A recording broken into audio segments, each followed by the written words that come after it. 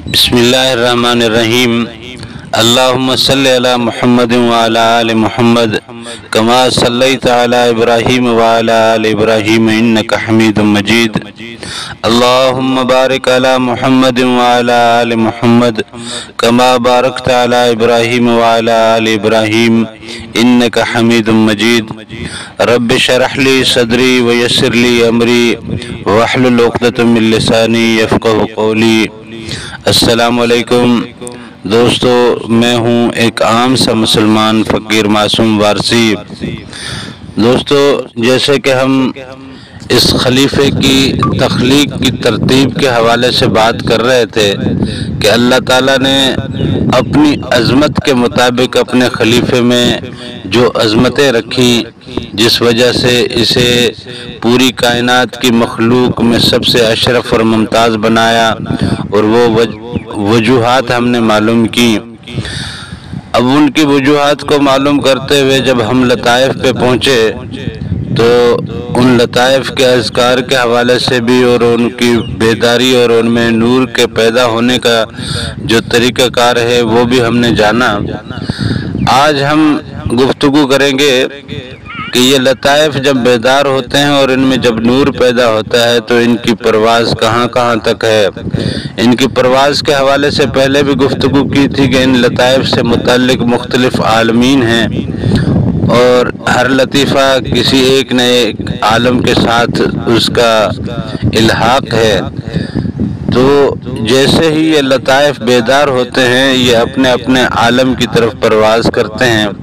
لطیفہ قلب کی بیداری کے بعد اسے عالم ملکوت تک کی سیر ملتی ہے، اور عالم ملکوت کی سیر کے ساتھ ساتھ اس کی نسبت حضرت آدم علیہ السلام کے ساتھ ہے۔ تو عالم ملکوت کی سیر میں یہ حضرت آدم علیہ السلام کی درسگاہ تک پہنچتا ہے، وہاں سے تعلیمات لیتا ہے، اور اس کی تعلیمات کے ساتھ اور وہاں سے فیض لینے کے ساتھ اپنے اندر جو نور پیدا ہوا ہے اس نور کے ساتھ یہ تمام طاقتیں مل کے پھر روح کی بیداری کا سبب بنتی ہیں۔ روح جب بیدار ہوتی ہے تو عالم جبروت تک کی رسائی ہو جاتی ہے۔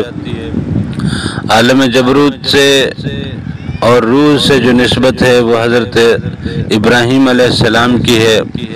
اب یہ خلیفہ حضرت ابراہیم علیہ السلام کی درسگاہ تک پہنچتا ہے، وہاں سے تعلیم اور تربیت اس کی ہوتی ہے، وہاں اس کو سینچا اور سنوارا جاتا ہے۔ وہاں کے مراحل سے گزرنے کے بعد پھر یہ سری تک نور رسائی پاتا ہے اور سری جیسے بیدار ہوتا ہے، اور یہاں بھی ایک حرکت جیسے شروع ہوتی ہے۔ اس کی پہنچ پھر عالم ہاہوت تک ہو جاتی ہے، اور یہاں جو ہے درسگاہ حضرت موسیٰ علیہ السلام کی، یہاں کی تعلیم اور تربیت لینے کے بعد یہ پھر خفی کی بیداری تک چلا جاتا ہے، اور خفی بیدار ہوتے ہی یہ عالم لاہوت میں پہنچ جاتا ہے۔ عالم لاہوت تک پہنچ کے وہاں سے پھر حضرت عیسیٰ علیہ السلام کی تعلیم و تربیت لیتا ہے۔ اب آپ دیکھیں ان پیغمبروں کی نسبت سے حضرت آدم علیہ السلام کے مزاج اور وہاں کی تعلیم سے حضرت ابراہیم علیہ السلام کے مزاج اور تعلیم سے، یعنی بزرگی اور قربت خداوندی لینے کے بعد پھر اس کے فوراً بعد حضرت ابراہیم علیہ السلام سے جو واسطہ ہے یہ قربانی کا ہے، یہ فنا کا ہے۔ اپنی ذات کو، اپنی خواہشات کو، اپنی ہر چیز کو اللہ کی راہ میں قربان کرنا، ابراہیم علیہ السلام کی قربانی کا سلسلہ آج تک ہم مسلمانوں میں زندہ ہے۔ تو یہ جب روح وہاں پہنچتی ہے تو انسان کی ذات ایک جیتی جاگتی قربانی کی مثال بن جاتا ہے۔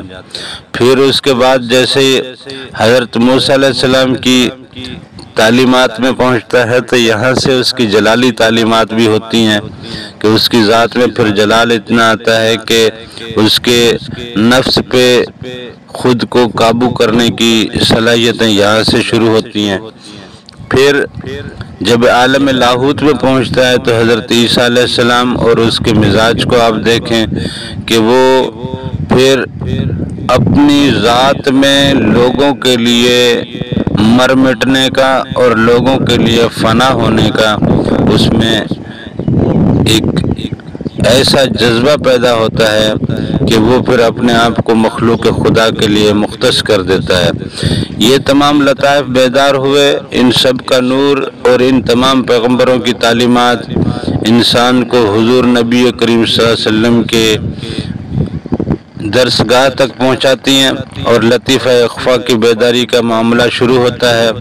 یہاں بھی نور پیدا ہوتا ہے، یہاں بھی ایک دھڑکن شروع ہوتی ہے، یہاں بھی ایک حرکت شروع ہوتی ہے اور بندہ حضور نبی کریم صلی اللہ علیہ وسلم کی درسگاہ تک پہنچتا ہے۔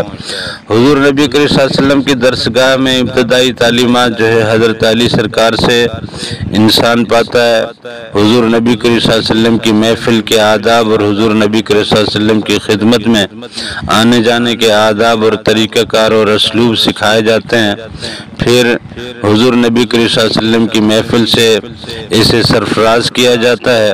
پھر حضور نبی کریم صلی اللہ علیہ وسلم کی نسبت سے اور اس کی حضور پاک کی صحبت اور وہاں کی تعلیم سے انسان معراج کی فضیلتیں اور معراج کی حقیقتیں پانے لگتا ہے۔